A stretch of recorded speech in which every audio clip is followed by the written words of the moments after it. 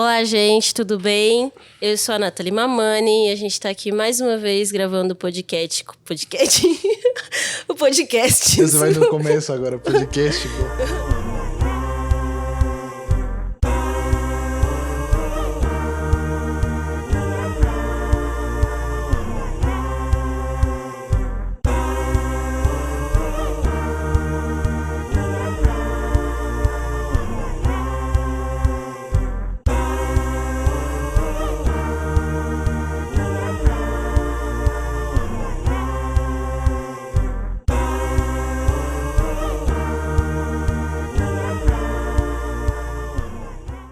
O podcast com o Coletivo Quitos, Cinema Periférico até o fim dos tempos, e novamente aqui na casa do Coletivo Cholitas da Babilônia, na casa das Cholitas, aqui com agradecimento à Fefe e ao Fefe que cuidam deste espaço.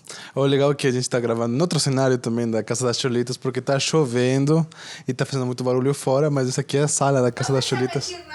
Mas tá chovendo. Tá chovendo, inclusive tá caindo o mundo. É louca, mentira. Estava garoando, mas São garoando. Paulo, vai chover a qualquer momento. Tá garoando e... Enfim, esse aqui é o espaço onde somente a gente faz as atividades do Cineclube, quando a gente vem. Mas também as Cholitas usam muito esse espaço para fazer as atividades paralelas também. Vai lá, novidades, Nath. Que novidades você tem? Neste exato momento, mentira, né? Mas durante a semana a gente fez a estreia aqui neste espaço, inclusive, do documentário Nossa Dor Não É Arte, né? Falando um pouco lá da questão que a gente comentou do último podcast, sobre a manifestação que o coletivo chamou ali contra a exposição Oficina do Suor lá. E falando um pouco da questão da imagem de pessoas indígenas, andinas, migrantes e como a comunicação, cinema, a arte lida com isso, né? Então a gente fez aí esse documentário a partir das imagens mesmo da intervenção e a entrevista com o Gaston, que é a Rádio Bolívia, teve aqui a presença do Bolívia Cultural, Antônio Andrade. Então foi muito legal, muito interessante, a gente teve um grande debate aqui. E agora tá online aí no YouTube também para quem quiser assistir. Como resultado do debate, o que tu acha que se deu? Deu certo, não deu certo? Teve treta, não teve treta? Quais foram as opiniões mais marcantes, talvez?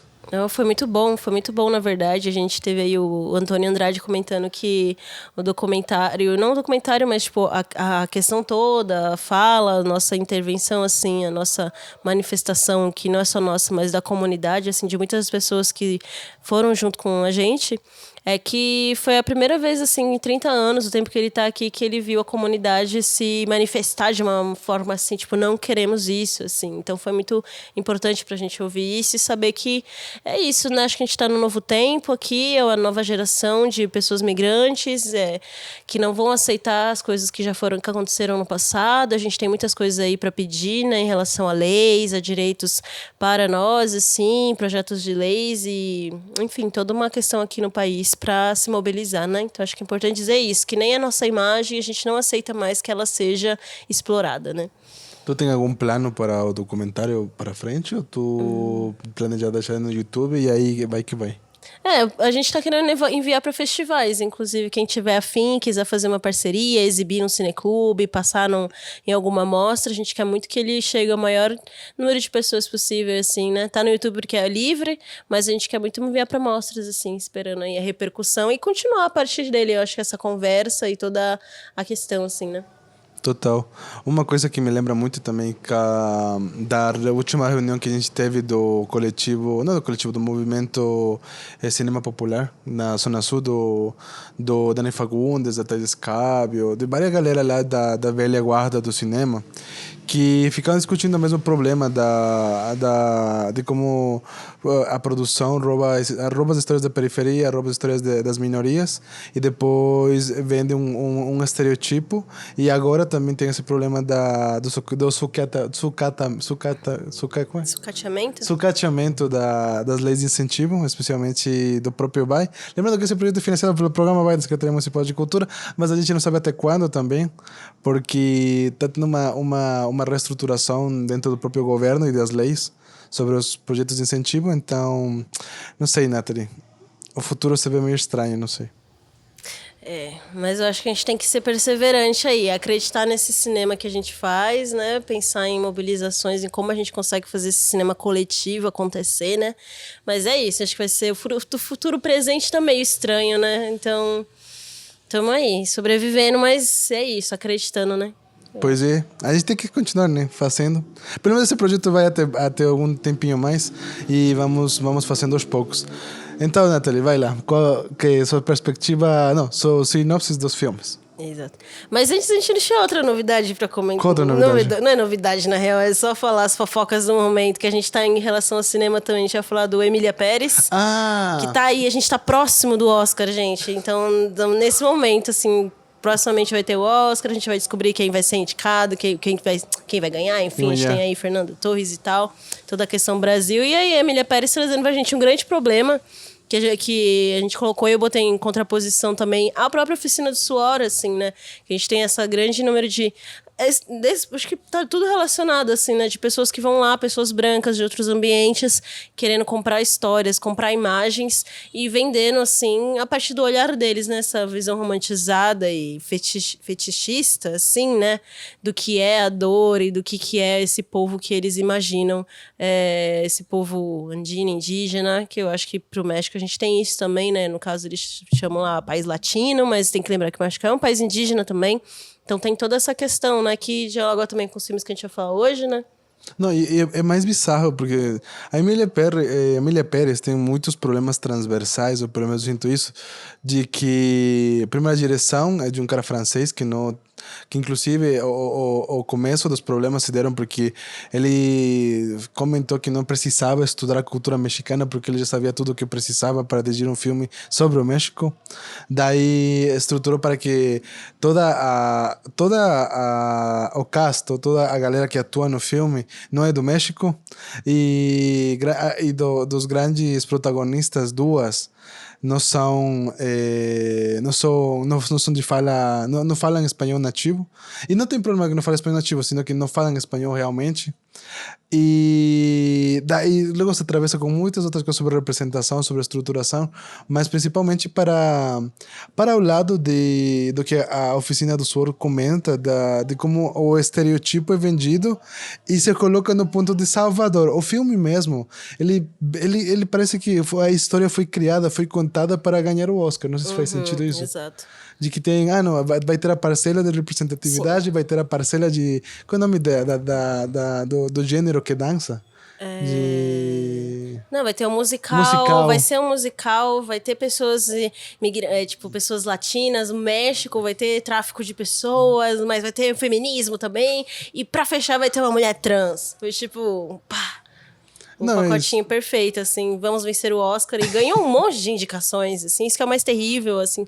Quem são as pessoas que estão indo lá nesses grandes ambientes e, tipo, dizendo, esse filme vai passar, esse filme é bom e tal, tipo, qual o critério deles a essa altura, né, de pensar, quem são essas pessoas, assim, que vão lá e validam esse filme como um filme digno de ganhar algum prêmio, ou de ganhar destaque, de ser reconhecido como Salvador, um grande diretor francês e tal, dizer, nossa, seria visionário, sei lá. Tipo, nada a ver, assim, né? Não fez sentido nenhum. E a população ficou realmente irritadíssima com isso. Inclusive, tem uma diretora trans que foi lá e fez um filme maravilhoso, Joana Scarbullo, eu acho que teve lançamento essa semana também lá no México, lançamento oficial. Com um filme já restaurado, assim, né?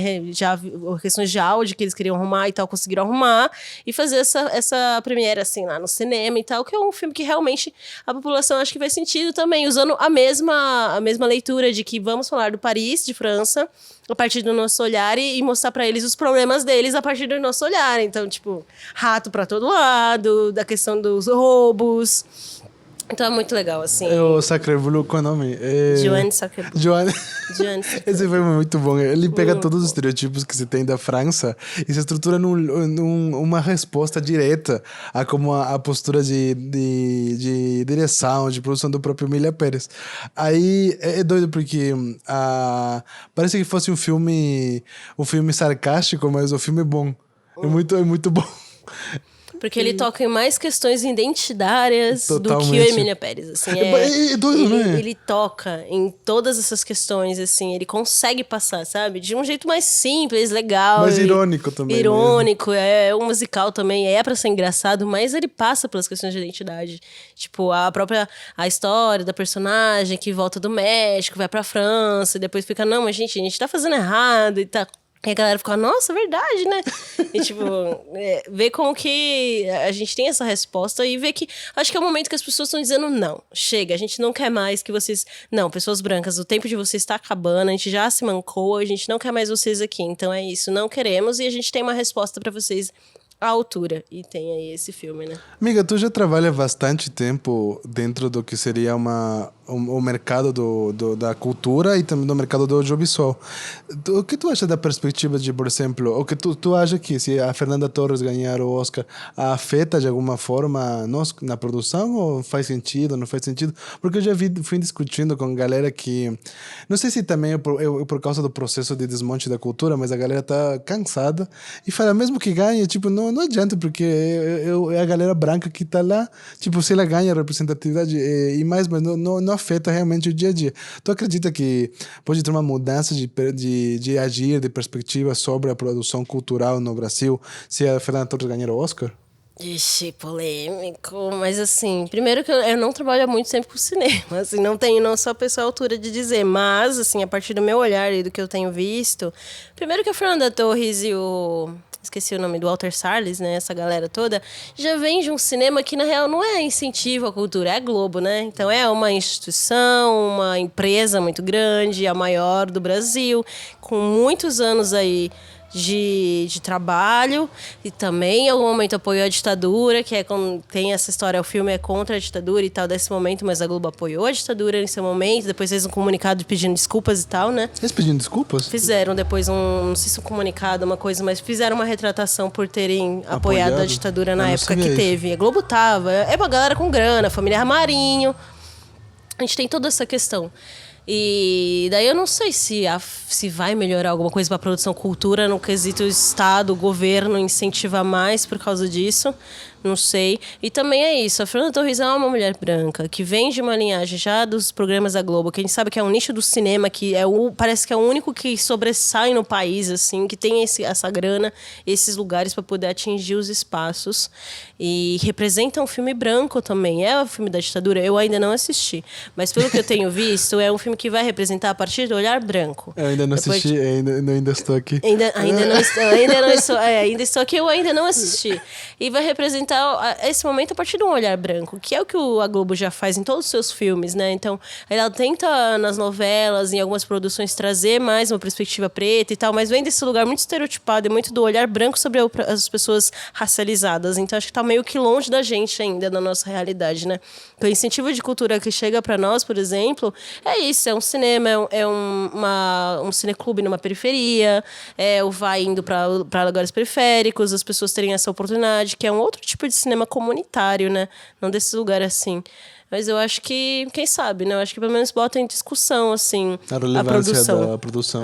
Eu acho que bota em discussão, tenho visto isso, a discussão sobre o cinema no Brasil e por que não é investido ou o cinema ou a questão da própria Netflix, né? De ter produções...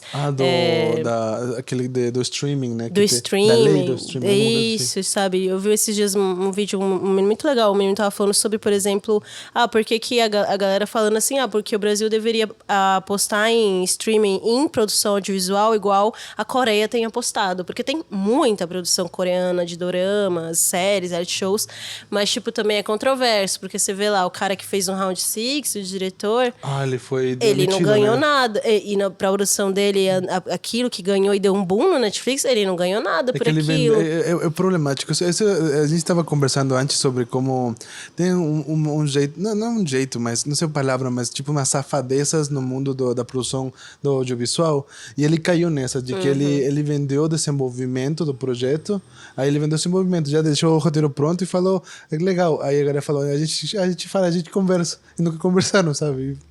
Ah, não sei, velho. Então, acho que é meio que esse futuro que nos espera, assim. A gente tem que ter as manhas, entender como vai ser esse incentivo. Vai ser realmente a diretoria, o povo, a galera que precisa vai ficar com a grana? Ou vai para as produtoras grandes? Vai ser só a produtora grande que vai poder continuar fazendo?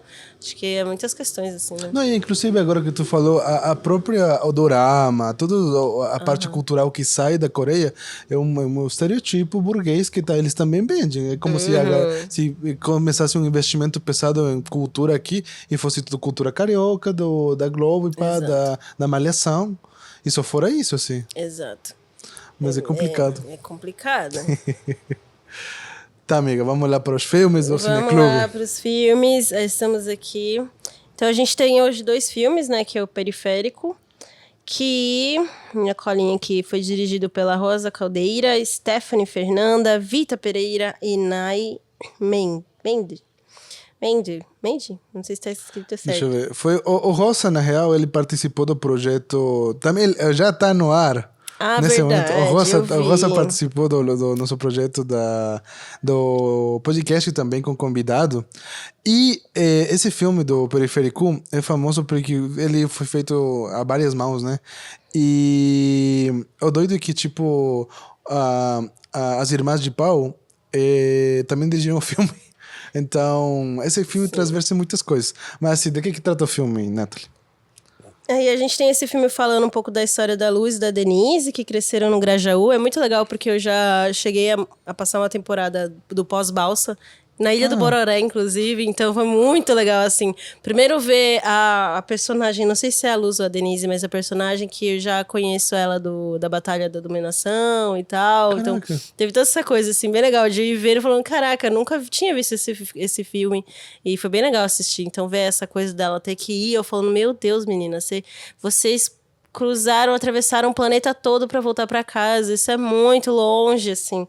E aí conta essa história, né? Vai partir do momento que elas estão numa festa. Acho que contando um pouco desse lugar do deslocamento, dos lugares que a gente vive, do que a gente tá ambientado, né? Tanto a cidade, onde você vai se divertir, ter que atravessar, depois ela volta para casa. E vai falar também da questão de gênero, né? Principalmente ali a gente tem a primeira cena que é bem bonita, assim, na introdução. A primeira cena é chocante, a decupagem, a construção dela é maravilhosa. Exato, as falas, as meninas todas lá, né, juntas no quarto, se questionando, conversando e falando o que elas esperam e tal. É muito lindo isso. E daí vai partir pra esse lugar é meio que dá um corte, parece que é um filme que vai começar e de repente acontece outro filme, que vai uma ficção, né? No início parece que vai ser um documentário, talvez. E de repente vira uma ficção, assim.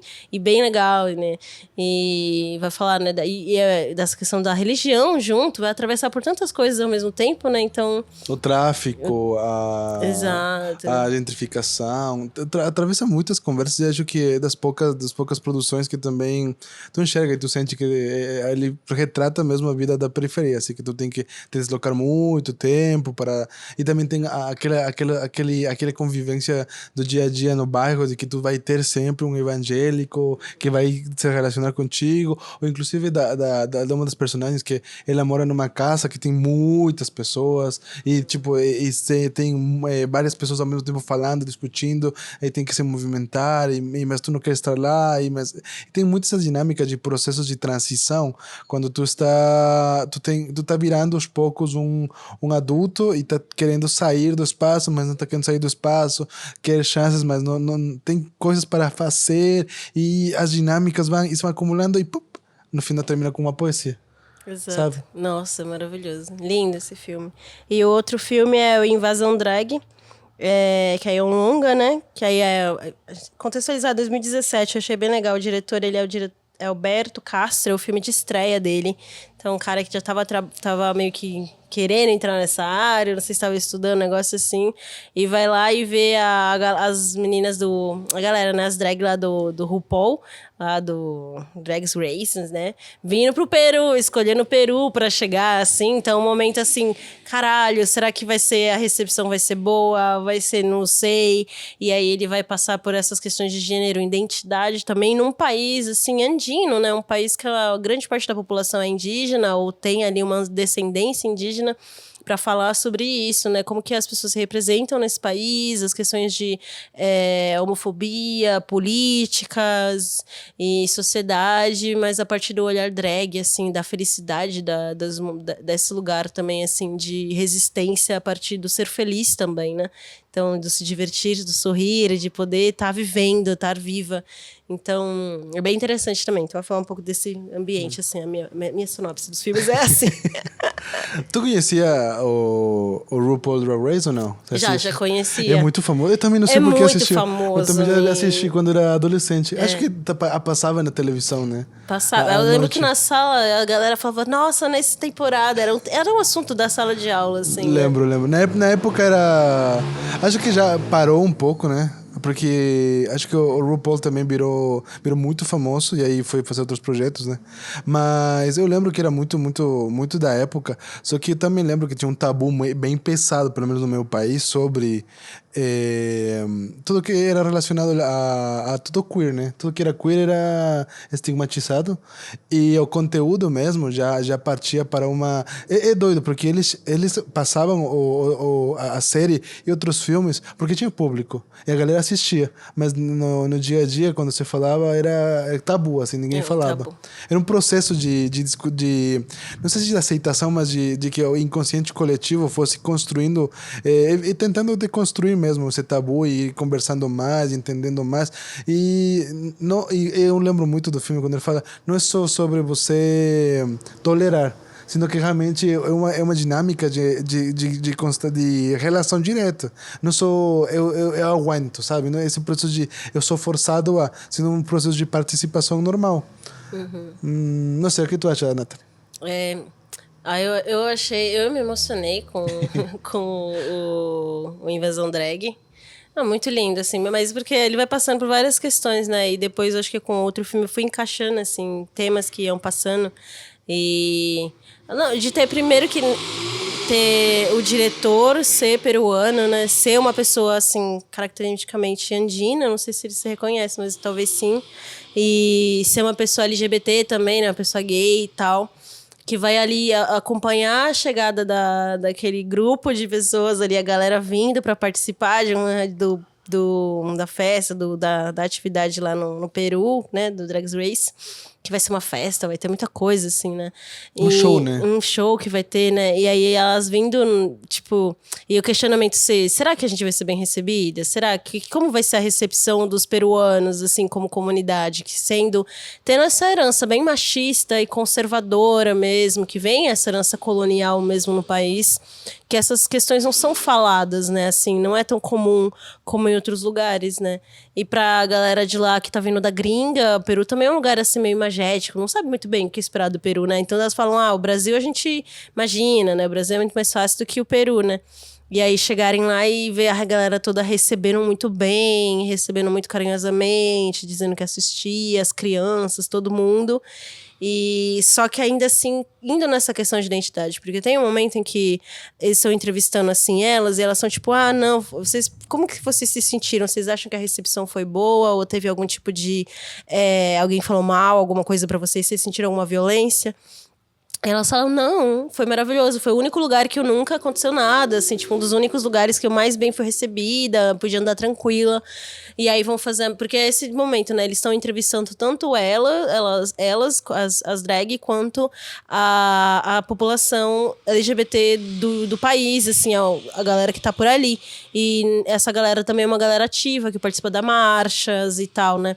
Então, aí vai lá e pergunta, você já sofreu? Aí a galera fala, sim. Mas a galera, ela disse que não... A galera do Drag Race disse que não sentiu nada. Ninguém não sentiu nenhuma violência. Aí eu fiquei, tipo... Como assim, não? É tipo, sei lá o que dizer, então, o que aconteceu. Porque a gente sofre aqui o tempo todo. Porque aí tem essa questão de identidade e de racialidade, né? Eu acho que passa por esse lugar, assim, não é explícito, mas nessas perguntas e nas conversas você vê que passa pela questão de racialidade. Porque a galera que veio é uma galera gringa. Em sua maioria eram brancos, né? Eram uns boy brancos que estavam por aqui. E aí gringos andando lá no Peru e que são muito mais bem recebidos e que vêm com esse lugar de que, eles podem, com um lugar de autoridade, de também alguém uma das meninas fala, a gente tem ainda a cultura do colonizador. Do colonialismo, né? Colonialismo, porque vem desse lugar como alguém maior, né? Assim, que o galera só abaixa e não fala nada, até questiona, mas não vai jogar na cara, não vai dar um grito, né? E sendo que lá, o tempo todo, a galera tá assim, passando. E eu gostei muito desse match, assim, de ter a galera lá da drag, a questão da festa, da felicidade, os momentos de risada, e ter também as imagens da marcha. Da marcha LGBT lá no Peru, assim, da galera dizendo que tá crescendo. E da importância, dizendo, mostrando como a galera tá feliz ali também. Então, esse lugar da política. E também o lugar da felicidade, que também é política, né? Mas a gente tem ali esses dois lugares, assim, que eu acho bem interessante, assim, né? Eu lembro muito da fala dela, porque é uma questão bastante complicada de conversar sobre como até as pautas de reivindicação são colonialistas às vezes. Porque o próprio racismo, que, por exemplo, é discutido nos Estados Unidos, não é o mesmo racismo que é discutido no Brasil. São dinâmicas e problemas sociais bem diferentes. E quando só se exporta a temática e a discussão, muitas das vezes se dilui ou se desrepresenta o problema real. Isso se cobre o problema de uma forma diferente. Inclusive, muitas vezes eu não sei se tu percebe, tu sente isso assim, de que nos Estados Unidos eles... eu estou falando dos Estados Unidos porque é usualmente a influência mais direta que tem sobre políticas em geral para a Latinoamérica, e como eles resolvem um problema de algum jeito e a América Latina copia e fala que também resolveu. Sabe? Vai nessa dinâmica de ir absorvendo e supostamente ir resolvendo. Aí, por exemplo, eu lembro muito dessa moça, era uma moça lésbica, acho, que estava discutindo. Ela falava, a galera sáfica sabe que vai ter que aguentar bastante coisa até conseguir redefinir para a própria cultura peruana qual que é o problema, qual que é a dinâmica.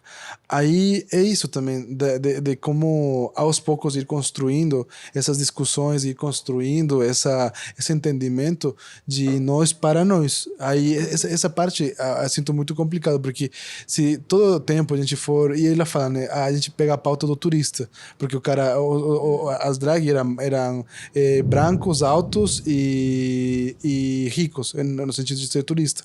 Então, se a gente pegar todo esse tempo, as pautas, até que ponto a gente realmente está entendendo nossos problemas, sabe? Aí, não sei, quando você compara os dois filmes, o Periférico e o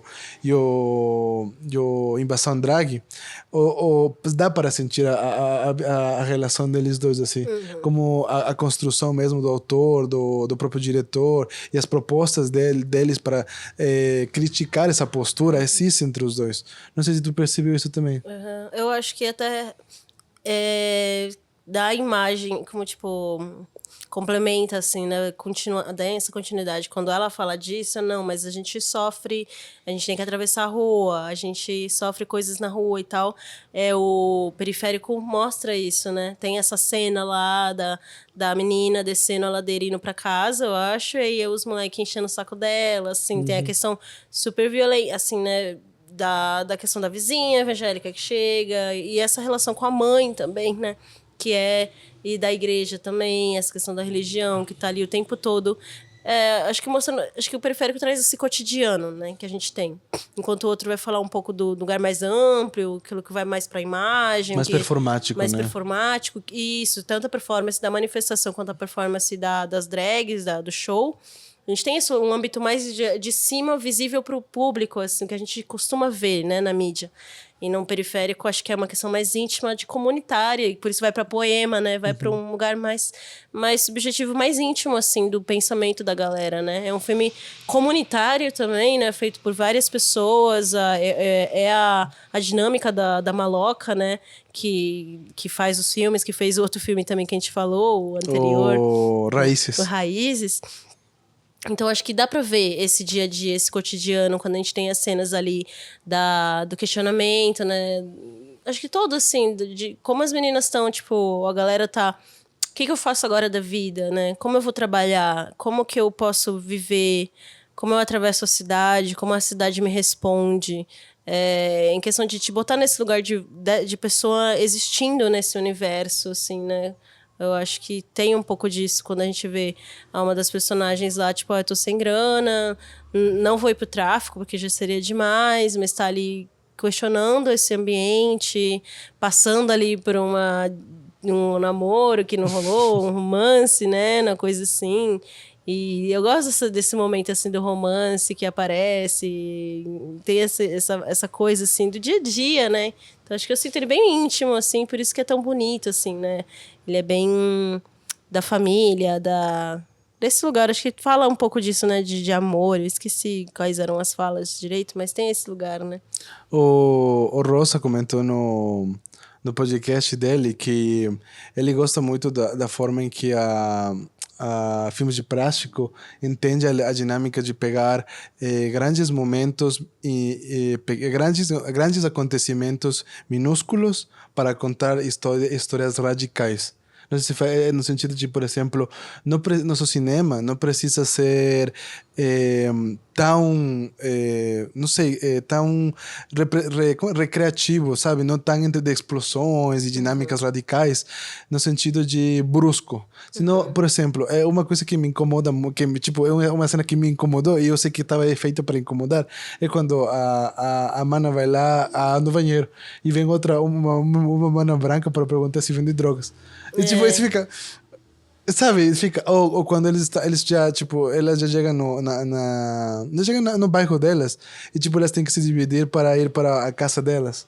E aí cada uma tem sua própria dinâmica de história, tipo, essas pequenas Isso é bem coisas legal. que, tipo, são ou a própria lógica de atravessar, ou atravessar no barco, atravessar A balsa. na valsa, já cria essas dinâmicas, tipo, de histórias curtas que se expandem e atravessam, são transversais nas nossas próprias dinâmicas, assim. Uma coisa que ia comentar também, eu sei por causa da pesquisa para o podcast com o Rosa e com o Will, de que a lógica do periférico trazia muito essas dinâmicas de construção grupal, assim, de comunitária mesmo. Por isso tem quatro diretores e três camarógrafos e dois produtores. É tipo uma galera muito fazendo comunitariamente, mas ele fala muito sobre a transversalidade, no sentido de trazer poemas, trazer música, trazer essa construção de coisas que não são especificamente do cinema e que de alguma forma entram paralelamente. Aí eu pensei muito na tua própria produção, Nathalie, de como tu traz performance e traz pintura e dinâmica, isso. Como tu enxerga essa lógica de transversalidade e que chega no cinema, assim? Eu acho que é o lugar que a gente tem, assim, de abertura mesmo, né? Enquanto o mundo que a gente experimenta, assim, né? Como o que a gente sente, como a gente representa esses sentimentos, né? Eu acho que, assim, sei lá, tem muita coisa que a gente vai ir para um poema, vai para escrita, e tem questões que a gente quer representar no canto, por exemplo, a cena quando a gente tem a personagem cantando um louvor ali na frente da mãe dela, mas aí fica uma coisa contraditória, né? Porque, tipo, não contraditória, mas tem uma coisinha ali que, né, assim, é uma coisa. Ela tá cantando uma música evangélica, mas é uma mulher trans, e aí tem essa coisa da sociedade e tal, né? Tipo, um evangélico, como ele assistiria essa cena, assim, ó, né? Como que seria não sei se é evangélico, cristão, enfim, né? Mas que é religioso. Como que assistiria, interpretaria essa cena, assim, né? Então, eu adoro, assim, essa cena pra mim é maravilhosa, assim, porque dá essa resposta, assim, né? E tem essa interpretação, a felicidade junta e eu gosto muito, acho que um pouquinho quem fazia isso era a Aventura Profana, né? Eu lembro que é uma artista que faz performance, bem incrível, assim, que tem uns cantos de louvores, mas são louvores, em vez de Deus é a Daisy, por exemplo. A deusa vai falar da questão trans, assim, vidas trans, mas desse lugar mais espiritual que a religião faz tanto, né? Só que é uma religião que diz amor, mas vai lá e mata, né? E que tipo de religião é essa? Então ela faz essa outra interpretação desse lugar. E eu lembro que a primeira vez que eu ouvi, eu chorei, por exemplo, porque eu passei muito tempo na igreja e causa muita confusão e dor, assim, dependendo, sabe? Não sou contra a religião e tal, mas É um lugar, assim, que vai cruzar e atravessar em muitas questões de identidade nossa, assim, e fica marcado para sempre em você. E aí ver essas cenas, assim, de ver a religião não como uma coisa que te mata, senão como uma coisa que pode você ver um lugar dali, o verso dela como vida, como sim, eu vivo e eu acho. Como um catalisador. Não sei explicar. Eu acho assim, tem esse lugar assim que eu gosto de me apropriar também da religião, assim, de essa coisa de Deus e tal, assim, essa apropriação dessa coisa que é alguém que vai matar, mas usar isso como pro outro lado, não, eu vou viver. Estou vivendo com isso aqui, sabe? Eu acho muito bonito e assim muito forte, muito assim de se falar mesmo sobre isso. Então eu gosto desse momento que me fez lembrar disso. E que vai para esse lugar da música, né? Dessa questão das poéticas e formas que a gente pode usar. Então, acho que a gente está nesse lugar, assim, de ir contra esse cinema que a gente vem falando, né? Ocidental e grande, que já é encaixotado, já tem as suas caixinhas e formatos, tanto para streaming, tanto para cinema americano. O jeito que você deve fazer o filme que a galera quer assistir, por isso que o Emília Pérez ganha tantos prêmios, porque encaixou nas caixinhas e foi entregue em bandeja de prata, e a galera falou, maravilhoso, parabéns, assim, sendo que não tá inovando em nada e tá fazendo uma porcaria, né? E aí a gente tem esse cinema que a gente tá, que na verdade não quer ser encaixotado. Não, acho que um cinema indígena, cinema de nós, assim, que vem dessa origem, enfim, que passou por toda essa questão da colonização e desse cinema das pessoas de gênero, pessoas trans, enfim, toda essa questão, assim, de que vai contra o que foi criado, né? Tipo, a questão de gênero, a gente sabe que foi criada pelo colonizador, é uma questão europeia, essa é toda uma idealização, não é? A gente não nasce nesse lugar, né? Ela é uma criação, que é homem, uma mulher é uma criação, assim como que é ser indígena é uma criação de fora também, né? Então tudo isso vem dizendo, implementado para nós. E agora a gente repudia isso e não quer. Eu acho que a gente quer ir mais longe possível e encontrar a nossa forma de fazer todas essas coisas. Eu acho que por isso meio que transborda, assim, né? Vai para vários lugares e várias linguagens, né? Não consegue ficar parado num lugar só, eu acho. É doido porque eu tenho muita coisa para... Tu falou muita coisa aí. Eu tenho muita coisa foda que pipocou na minha cabeça, várias histórias assim. Eu tenho uma história que eu queria contar. Eu tô num programa da prefeitura, que eu não vou falar o nome porque depois eu sou processado. Mas enfim, é sobre cinema. E a gente vai ter aulas assim sobre várias coisas para que melhore as dinâmicas de produção. Só que eu tava com o Lincoln Pericles, que é meu irmão, aí ele tava lá, a gente teve que se apresentar, e na vez da gente se apresentar, o Lincoln falou sobre aquele... Tu já ouviu aquele movimento woke? Anti-woke, aqueles caras brancos que tá falando que não, que o cinema da SPCine é muito está focado só na representação e no woke. Eles falam woke, não sei porque eles importaram O que é woke, gente? eles importaram a problema do Michael Jackson dando moonwalking. É isso. Contra Michael Jackson. Aí eles supostamente falam que a SPCine está focando só em como se chama aqueles lá a que tu pertence, a rede afirmativa, só em reivindicações afirmativas, e que eles não estão conseguindo nada, que por culpa deles. Aí, não, mas é pior, tipo, o cara que encabeça isso é que dirigiu o filme sobre aquele cara que era o guia espiritual do bolsonarismo, que já faleceu, que está há muito tempo calado. Olavo de Carvalho. Ele fez o documentário do Olavo de Carvalho. Enfim. Ai. A gente estava lá e o Lincoln falou sobre isso, falou, não, a gente tem que brigar para as políticas públicas se manterem, e a galera bateu palma, porque a galera que estava lá era periférica.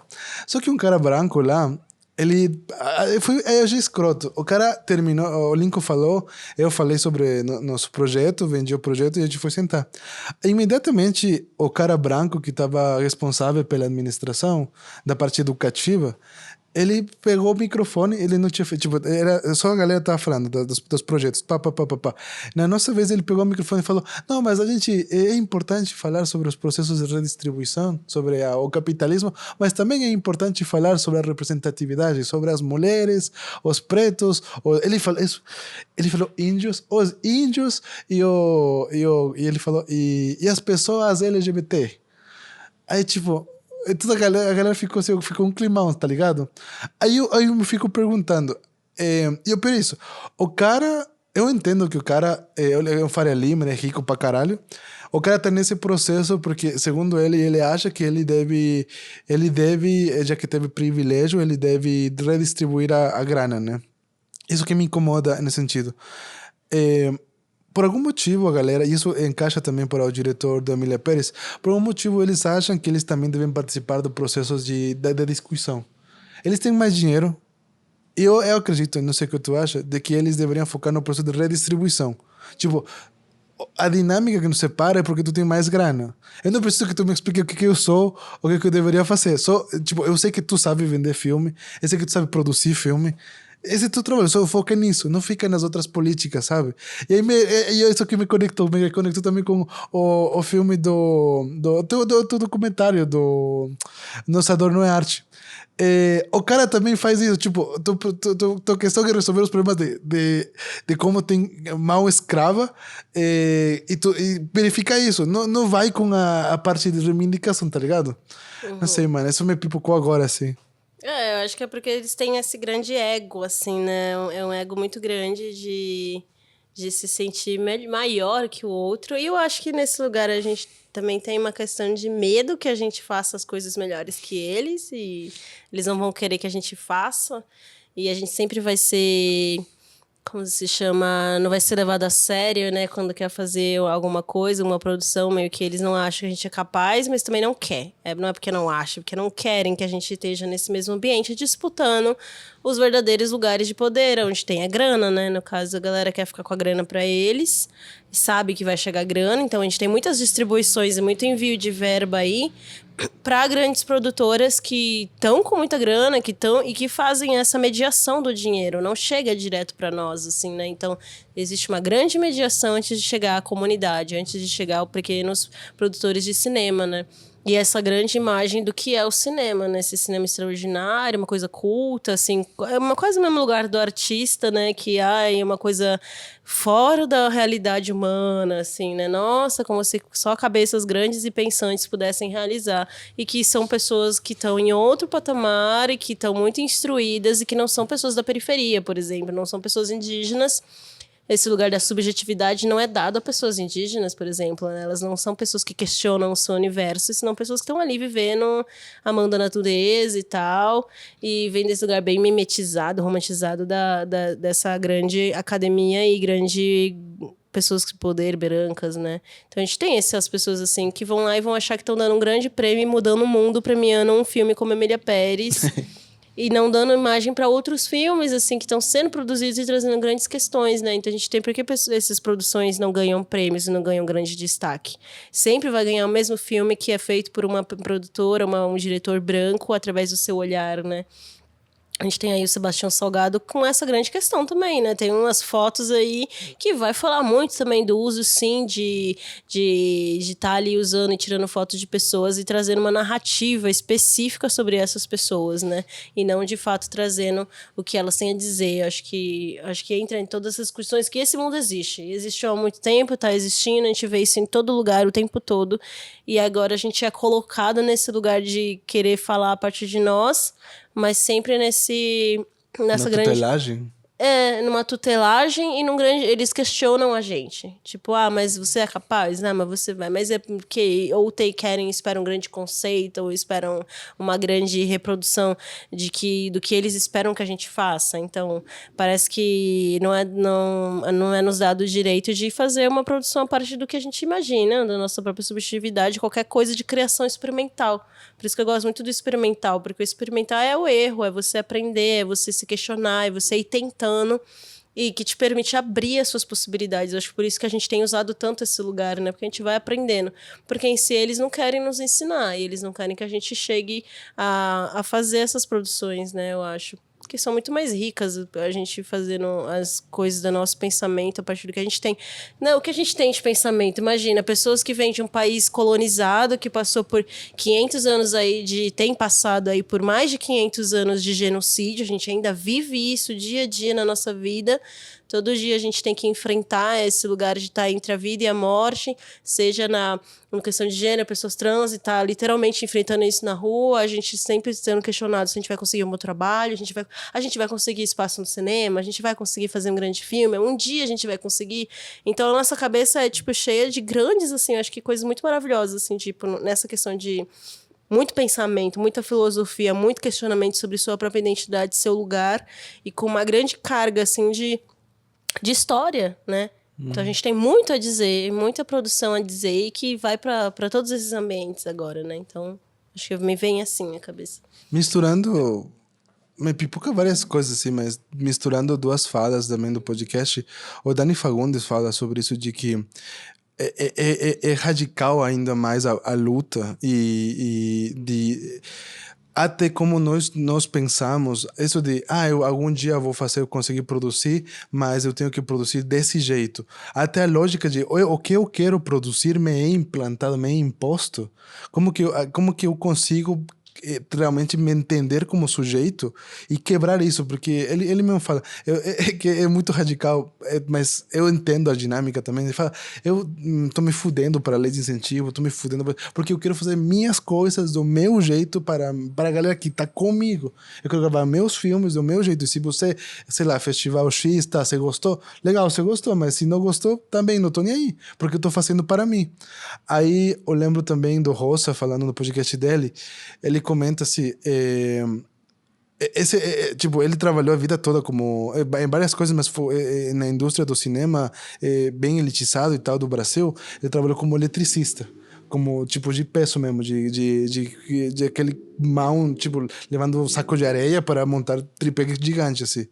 Aí, esse quebre de, não, eu vou ganhar uma bolsa, eu vou estudar em Cuba, eu vou virar cineasta. Eu posso ser artista também, criador. Aí tu chega lá e tu vê que a perspectiva deles, eu falo deles no contexto da galera burguesa, que tipo, e tu é burguês e tu realmente não precisa pensar em dinheiro na vida.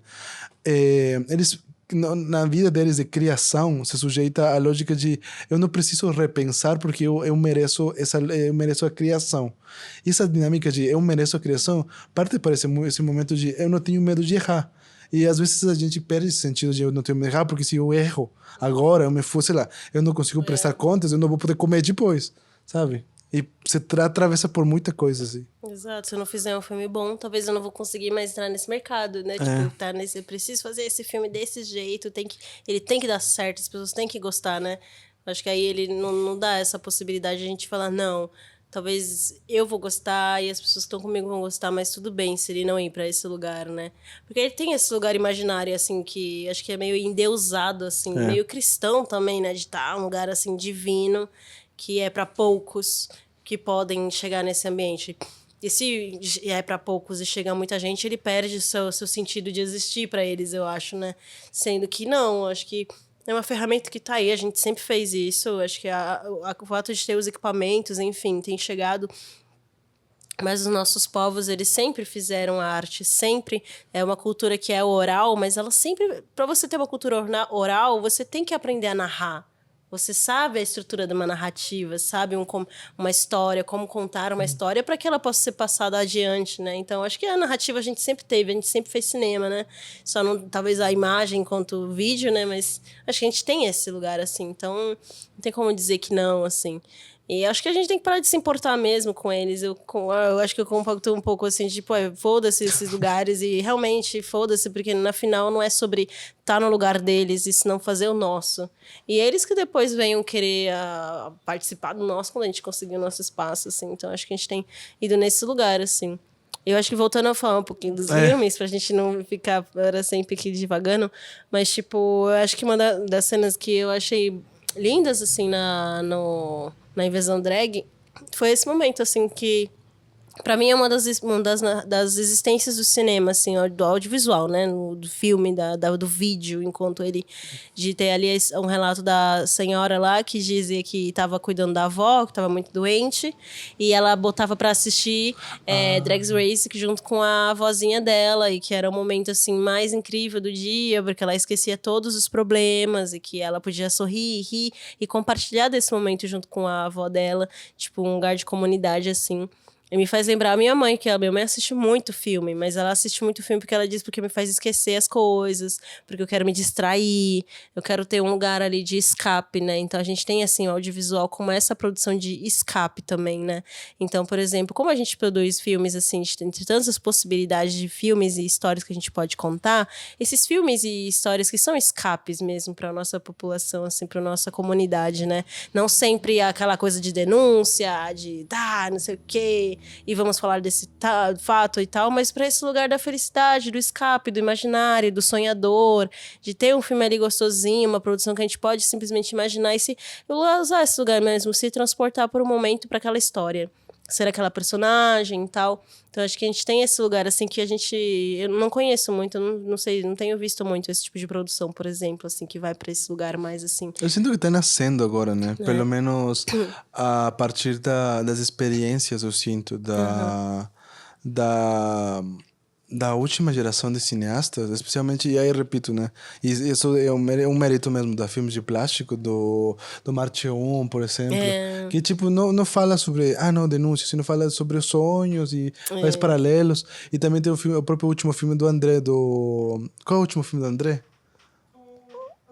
O Dia que Te Conheci, tu assistiu? Não. É bom. Que, tipo, simplesmente fala sobre um cara que pede um emprego no dia, mas no mesmo dia se dá bem com a moça que demite ele. Então, tipo, é um filme sobre isso. Sabe? E não tem mais nada. Tipo, é sobre isso. É sobre o filme sobre isso, assim. Mas é bom, é só falar sobre o dia a dia e é isso. A vida é isso. Eu gosto disso, assim, é um dos momentos que eu fiquei assim, tipo, caraca, é isso, né, a gente assiste as coisas pra esquecer um pouco também da nossa realidade e poder se transportar ali pra um momento, né, e aí ver que as meninas em si, as drag em si, querem realmente cumprir esse papel de trazer a felicidade, né, tanto para si próprio, eu acho que porque representa ali mesmo esse ambiente que é tão difícil, assim, e de resistência, de estar o tempo todo ali lidando com a própria morte de si, né? Eu acho que a gente, tipo, da morte mesmo, de suas vidas, de poder estar ali, então, estar viva e trazer a felicidade para que as pessoas possam estar vivas também, sentir-se vivas. Acho que num país como o Peru foi muito significativo, assim, ter esse momento lá delas ali, né?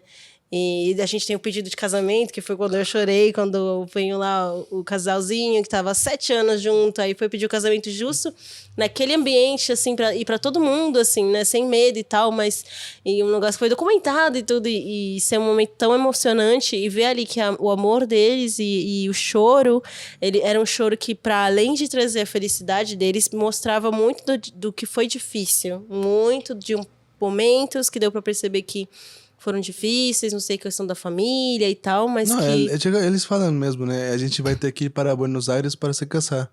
Porque no Exato. Peru eles não conseguem se casar. Exato. Então, acho que ali a gente tem aquele momento, assim, do choro, ver um choro que é um choro de felicidade, mas um choro que transmite todos esses sentimentos dentro deles, de toda a questão que aconteceu, né? Então, acho que é isso, eu gosto. Tudo bem feliz, assim, espontâneo, colorido e tal, performances e tchac e tal, mas que trazem essa sensibilidade de nós, enquanto resistência, assim, né? Eu acho. Mesmo no periférico, quando ela termina ali com um poema dela e contando, assim, é muito lindo, assim, né? Até esse momento que eu acho que é quase... Faz essa contrapartida com a Batalha da Dominação, né? Que é a questão do rap, da fala, de ter esse lugar, num lugar tão importante para São Paulo, ali na São Bento, que é onde nasce o rap, né? O hip hop ali também, na cidade de São Paulo, e que agora, que antes era, acho que provavelmente eram mais homens, né? Não sei o quê, mas que agora é habitado por um coletivo, um grupo assim tão bonito de pessoas LGBT, pessoas trans, enfim, dissidências de gênero, né? Que estão ali habitando e fincando ali mesmo seu espaço ali naquele lugar que é um lugar assim tão histórico, né? Que tá o tempo todo ali se cruzando com a questão de apagamento das histórias indígenas, pretas, que aconteceram ali, né? Na São Bento, na Anhangabaú. Então a gente tem muita força, acho que muita energia condensada naquele território de todas aquelas lutas e pessoas que morreram ali, né? E todos os rios e as florestas que estão soterradas ali. E aí, toda vez que eu vejo, para mim tem essa contrapartida de tem vida também existindo, né? A vida resiste. Então, ver esse empenho todo, assim, esse lugar da resistência, dominação acontecendo, e ela finalizando com o que é essa resistência, né? Essa sensibilidade, essa humanidade, né? Essa pessoa que vive, respira e sente o mundo, e vai lá e traz esse poema tão bonito no final. Eu sinto também que... Acho que os dois filmes falam sobre, ou pelo menos transmitem isso de que o cinema não é só cinema, sabe? Uhum. Que todo o processo em si mesmo... O que passou? 10 minutos. Ah, tá. 10 minutos. Não, é para... Essa fala, e depois dessa fala, vocês vão falar uma referência a cada um. Eu já tenho uma dica para cada um de vocês. Eu também tenho. A produção tá falando... Da Mai. Ah, verdade. Você no filme do Watermelon Woman. Ah, Watermelon. Depois de finalizar esses falando do filme. A produção tá falando fala pra 5 gente minutos, cortar. Não, eu ia falar sobre a relevância da transversalidade das dinâmicas de produção e também de criação mesmo. Como o Rosa falou, produção e criação são a mesma coisa. Aí tu fala, não, eu vou documentar esse processo da RuPaul's Drag Race vindo para o Peru, mas não fala sobre só isso, tipo assim, não fala sobre todo o movimento cultural ao redor. O filme do Periférico não fala sobre a história de duas personagens, fala sobre todo esse movimento ao redor. Aí tem o hip hop que atravessa, tem o tráfico que atravessa, tem a religião que atravessa. E isso é uma coisa que não tinha percebido, na real, quando tu comentou agora sobre a religião. Eu falei, nossa, a religião como ferramenta também de construção. E como porque de um jeito também atravessa nossas experiências. Minha mãe é muito religiosa também. Enfim, tem essas dinâmicas que eu fiquei pensando e como talvez todo o projeto que a gente fez até agora, e esse é um ponto que eu termino fechando, é que agora eu percebo mais que, tipo, antes do projeto eu não estava entendendo realmente essa dinâmica de que o cinema que a gente faz não é sobre cinema, entendeu? É muito além. Exatamente, vai para... Não é sobre cinema, é sobre outra coisa. E aí, Nathalie, quais são? Já para fechar também, quais são as recomendações, Nathalie? Bom, a minha recomendação e da Cris... Ah, louca. Mas a minha recomendação é o filme da Mayra Nieva, verdade, gente. Assistam, acho que tá disponível online no YouTube, se eu não me engano, que é o Emília, que ela vai lá e fala também dessa questão de gênero, vai ali, né, uma mulher trans, numa época antiga, assim, eu não lembro o ano, e que tá ali vivendo no povoado. Ela diz que é um conto, uma história que se conta por ali na região, que existiu essa mulher, que era uma mulher trans que vivia por ali, mas que ninguém sabe direito quem que era ou para onde foi, o que aconteceu com ela. Então elas partem ali no roteiro de imaginar o que aconteceu, né? Que é imaginar ela lá vivendo e tal, talvez não sendo acolhida pela família, então morando só por muito tempo e logo tendo que prestar serviço militar.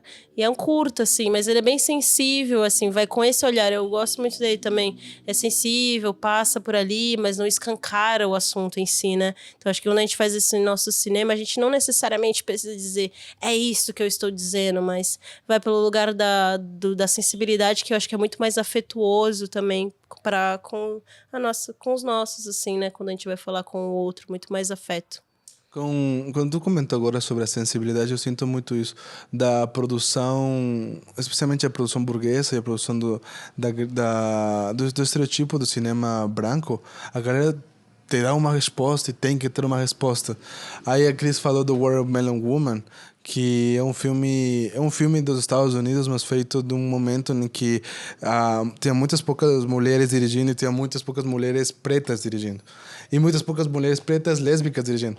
Então, o filme fala sobre muitas dinâmicas ao redor de produção queer, produção sobre memória, sobre construção de entendimento mesmo dos processos das vivências de uma mulher que tenta estudar o que supostamente lhe é ensinado, que é o cinema padrão hollywoodense, mas ao mesmo tempo tenta redestrinchar o que isso significa.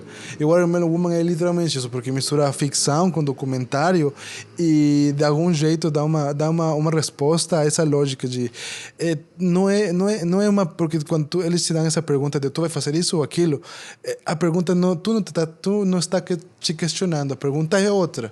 A pergunta te está sendo dada. A conclusão que eu sinto do Watermelon Woman é: para de responder essa pergunta e faz você mesmo a pergunta do que você está fazendo. É muito bom. Não sei onde está, mas eu recomendo. Pirateia o filme, é muito bom. Pirateia o filme. E vai chover, vai gente. Vai chover, gente. Então é isso. Obrigada. Tchau, tenho que ir embora. Tchau, gente. Vai embora. Não, mas é isso mesmo, né? É isso mesmo. E nós, gente, a gente se vê semana que vem. Tá, bora.